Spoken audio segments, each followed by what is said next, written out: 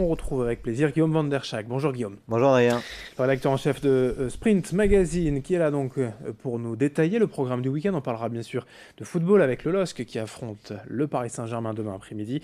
Il y aura également de la Ligue 2, du volleyball, de la course à pied, du basket, encore un beau programme ce week-end. Et ça démarre donc avec le football. C'est la plus belle affiche de l'année au Stade Pierre-Mauroy demain après-midi, Lille PSG. Ouais, ils seront près de 49 000 spectateurs. C'est suffisamment rare pour être souligné. Peut-être un nouveau record d'affluence pour le Stade Pierre-Mauroy. C'est à guichet fermé. On ne compte plus les gens qui appellent pour avoir des places, mais ça fait une quinzaine de jours que c'est très compliqué d'obtenir des places. Il y a encore une dizaine de jours, il restait des places VIP à droite à gauche, et qui étaient vendues d'ailleurs très très cher. Mais en tout cas, ce sera un match phare, un match avec énormément d'ambiance, on le sait. L'heure est en effet donc venue pour les Dogs d'être un petit peu au révélateur de l'ogre parisien sur la pelouse du Stade Pierre-Mauroy. C'est ce samedi après-midi à 17h. Et on attend de la part des hommes de Christophe Galtier qu'ils montrent de quoi ils sont capables face aux stars du club de la capitale. Attention, malgré tout, cette saison, le Paris Saint-Germain, c'est 19 victoires en 23 matchs et un titre de champion de France qui leur est déjà quasiment dévolu. Autant dire que décrocher le point du nul face au leader incontesté de la Ligue 1, ce serait déjà une très jolie performance. Surtout dans le contexte actuel qui est compliqué, avec en plus les difficultés financières qu'on connaît. On parle d'ailleurs, c'était la une de l'équipe sur l'équipe.fr, 18 millions d'euros. C'est ce que va peut-être coûter le limogeage de Marcelo Bielsa du LOSC, qui attaque le LOSC au tribunal de commerce et au tribunal des prud'hommes. Donc c'est encore un sacré dossier, une sacrée épine dont le LOSC se serait bien passé. En tous les cas, il va falloir essayer de montrer le plus beau visage possible face aux Parisiens. Avec 21 réalisations depuis le début de la saison, le LOSC, c'est l'une des attaques les moins prolifiques du championnat. Et donc ce ne sera pas facile de faire flancher la défense parisienne qui, elle, est la meilleure défense de Ligue 1. Donc voilà un petit peu pour cette rencontre. On va rajouter que le LOSC devra se passer des services de Malcuit, qui est toujours blessé, de Soumaoro. Benzia est lui suspendu. En face, quasiment toutes les stars parisiennes, mis à part Mbappé, seront de la fête. Il y aura Marquinhos, bien sûr, Neymar qui est attendu, il y aura Cavani, il y aura Di Maria. Et donc ça, ce sera pour le plus grand plaisir d'un stade qui sera donc plein à craquer, même si toutes ces stars vont faire que la tâche pour le LOSC sera encore plus difficile.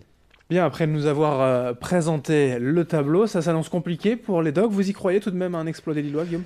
Sincèrement, je ne crois pas forcément à une victoire. Maintenant, il ne faut pas oublier que lors du match aller, c'était le 9 décembre dernier, à l'occasion de la 17e journée de Ligue 1, le LOSC n'avait pas été forcément ridicule. Il y a eu des duels perdus, il y a eu des duels gagnés. Il avait fallu un petit éclair de génie de Di Maria pour faire la décision. Et puis le LOSC avait réussi à réduire le score en fin de match par El Ghazi de mémoire. Donc on peut croire peut-être à la performance d'un match nul.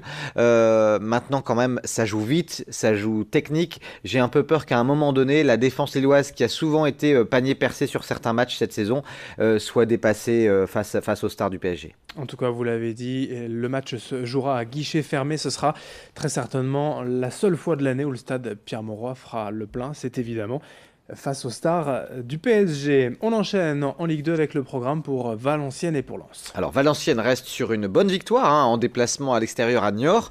Et les Valenciennois sont 12e de Ligue 2. Ils tenteront de confirmer ce soir à l'occasion de la réception de Nancy à 20h. Au stade du Hainaut. C'est franchement un match à la portée de Valenciennes. Les Nancéens alternent le bon et le moins bon cette saison, donc c'est vraiment jouable. De son côté, le Racing Club de Lens jouera demain après-midi à 14h55 en déplacement à Lorient. Et le moins qu'on puisse dire, c'est que l'on attend de la part des 100 et or une réaction, parce qu'il reste sur 2 défaites consécutives en championnat. Qui plus est à domicile, c'était face à Orléans et face à Sochaux. Donc on espère que là, à Lorient, ils vont réussir à tirer leur épingle du jeu, les Lensois. On enchaîne avec du volleyball en Liga, le programme pour Tourcoing. Et oui, les volleyeurs tourquenois qui retrouvent le championnat, parce que la semaine dernière, ils étaient exempts. Donc là, c'est un match à domicile au complexe Léo Lagrange à Tourcoing. La réception de l'équipe de Nice. Nice, ils sont un peu décevants cette saison, les Niçois. C'est à 20h ce soir. Et une victoire donc, semble à la portée des volleyeurs tourquenois. Et une victoire leur permettrait d'ailleurs de se rapprocher du podium du championnat.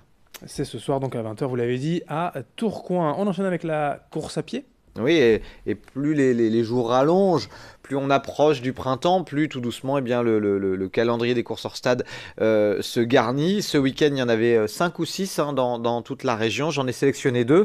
D'abord, les amateurs pourront se confronter aux 10 km du Ravensberg, c'est du côté de Bailleul, c'est dimanche, à moins qu'ils ne préfèrent s'aventurer sur l'une des distances du Trail du Caillou à Saint-Vaast, c'est entre Valenciennes et Maubeuge.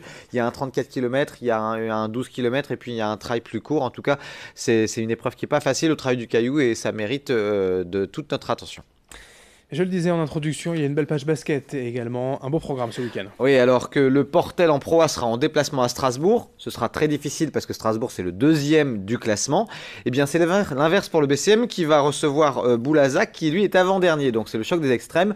On pourra excuser une défaite du côté du Portel, en revanche on attend forcément de la part des joueurs de Gravelines Dunkerque une victoire, d'autant qu'il reste sur 3 défaites consécutives en championnat, donc il faut absolument une réaction de la part des Gravelinois. Il y aura aussi de la Pro B ce week-end avec Denain qui va jouer à Vichy, c'est ce soir, et Lille qui va jouer à Nancy. On le rappelle, les basketteurs lillois sont 2e de Pro B avec un bilan de 13 victoires contre seulement 3 défaites, donc on attend beaucoup d'eux cette saison. Et puis de la Ligue féminine. Et puis de la Ligue féminine pour terminer. Et pas n'importe quel match, puisqu'il s'agit d'un derby entre les guerrières de l'ESBVA qui affrontent l'équipe de Saint-Amand. C'est ce samedi soir à 20h au Palacium de Villeneuve-d'Ascq. Les Villeneuvoises sont 2e de Ligue féminine. Les joueuses de Saint-Amand, elles sont 8e. C'est un choc toujours attendu, mais en général, ça se passe plutôt bien quand l'ESBVA reçoit Saint-Amand à domicile. Donc on espère pour les guerrières une victoire. Alors vous parliez, Guillaume, du match du BCM, c'est le match de carnaval. D'ailleurs, à Sportica, encore une très belle ambiance.